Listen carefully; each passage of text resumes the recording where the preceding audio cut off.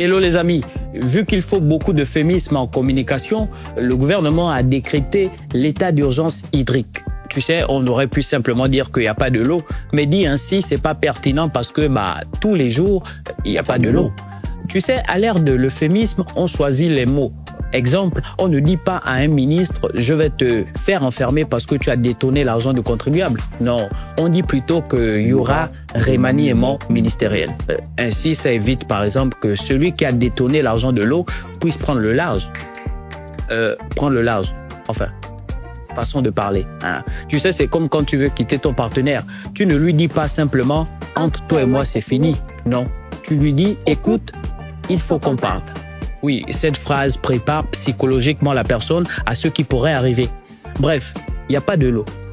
Tu sais, de l'eau, c'est vital. Hein. S'il fallait personnifier, je te dirais par exemple que de l'eau, c'est Jésus. Vu que dans l'évangile, selon Jean chapitre 4, Jésus dit à la femme samaritaine, « Celui qui boit de l'eau que je lui donnerai n'aura plus jamais soif. » Métaphore ou pas, les chrétiens ont toujours su quoi faire. Voilà. Hein. En même temps, il y a deux catégories de personnes qui ne se plaignent jamais du manque d'eau chez eux. Ceux qui ont le puits pas trop... C'était super offensif. Oui, c'est bon. Banzai Fire.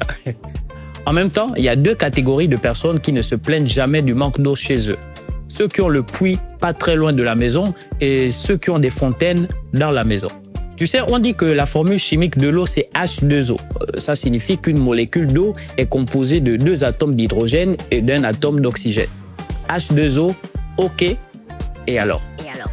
À quoi ça me sert d'avoir une information qui n'est pas une plus-value dans ma vie? Normalement, une formule aide à trouver la solution à un problème. Mais H2O, à quoi ça sert? Il n'y a pas quelqu'un qui a déjà constaté qu'il n'y a pas de l'eau à son robinet, il arrive vers le compteur et puis il dit « Oh les gars, il n'y a pas de l'eau. Bon, quittez. » H2O.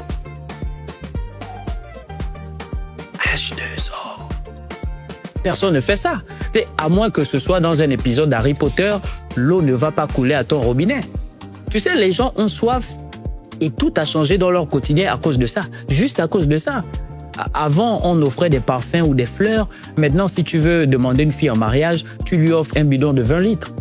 Ça change aussi un peu des phrases qu'on entend souvent. Les histoires de « ouais, il m'a emmené au restaurant ». Non, c'est has-been tout ça. On veut plus ça. Il faut innover, les gars. On veut de nouveaux témoignages.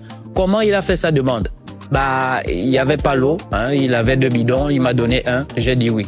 C'est tout. Là, au moins, c'est inédit. Et puis, la relation est hydratée. Bref, je vais terminer avec cette citation de moi, ou peut-être de Saint-Exupéry qui disait « L'eau n'est pas essentielle à la vie, elle est la vie. » Bisous. Bisous.